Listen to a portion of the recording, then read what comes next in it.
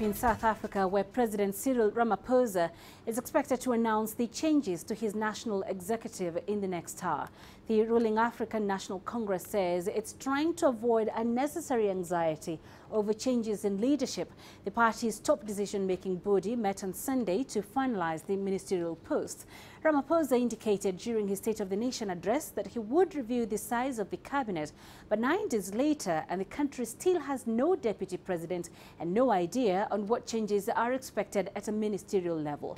Ramaphosa has promised not to announce any changes without extensive consultation with the ANC.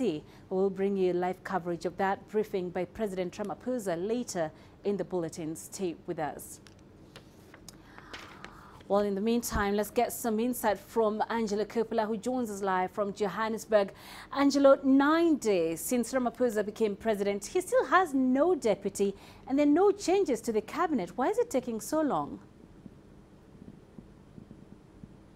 Well, as you've just mentioned, the fact that he's making this announcement just 9 days after his State of the Nation address shows that he has acted quite quickly. Analysts were under the impression that he might have waited a little longer. They weren't expecting it to be such a rushed job in their view. The President said as much in his answers to the State of the Nation address and debate last week. He said he was going to be looking at a number of government departments to see why and whether the state was too big and whether it could be restructured and cut down. And he said to do that he would be consulting widely. So there's that's happening on the sidelines.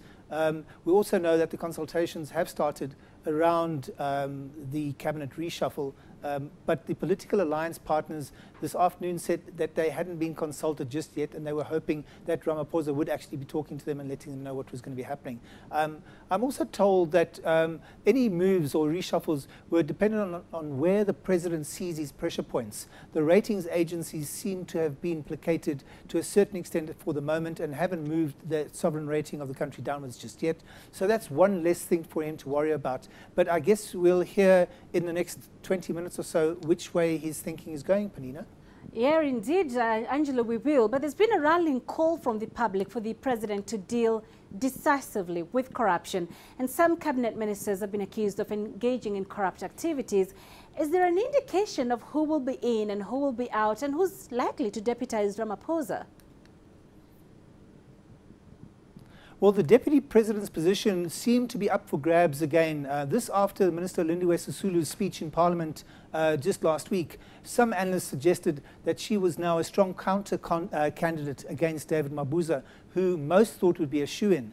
Meanwhile, the Finance Minister, Malusi Gigaba's post, might also be up for grabs. There are strong indications that Gigaba could have been tainted during his tenure as Minister of Public Enterprises and the 2 stints he did as Home Affairs Minister. Gigaba, of course, will be appearing in front of the Eskom parliamentary inquiry this week to answer questions around state capture at Eskom. His possible replacement could be any one of 3 previous finance ministers. On the other hand, though, the Public Enterprises post could also be offered to ex-Finance Minister Pravin Gordhan. This is a critical post, considering the huge government bailouts and guarantees that have put so much pressure on the government's fiscus. The Social Services Minister also appears to be in the spotlight for mismanaging the social grants network. So there are a lot of moving parts and no clarity for the next 15 to 20 minutes or so, Panina. And initially, Angelo, markets welcomed Ramaphosa's appointment. How are they and industry players reacting to his apparent delay in announcing his cabinet and deputy? Well, let's just look at the currency for a second. The ZAR US dollar spot price strengthened to its best level in 3 years in early morning trade today, but then weakened during the course of the day. And as news of this change to the president's executive became known, the rand dollar spot price seemed to strengthen a little bit. So it's moving in the right direction. But at that stage this morning, the news out of the ANC was almost, there was no news. So there could have been action from the National Prosecuting Authority head, Sean Abrams, who announced that he had reached a decision on the prosecution of the former President Zuma for those 18 corruption-related charges stemming from the country's 1999 arms deal. Obviously, as the day wore on, so news started entering into the marketplace that there might be some action on the reshuffle front. Of course, we're going to wait for Abrams to make his announcement. That's only going to happen on the 15th of March.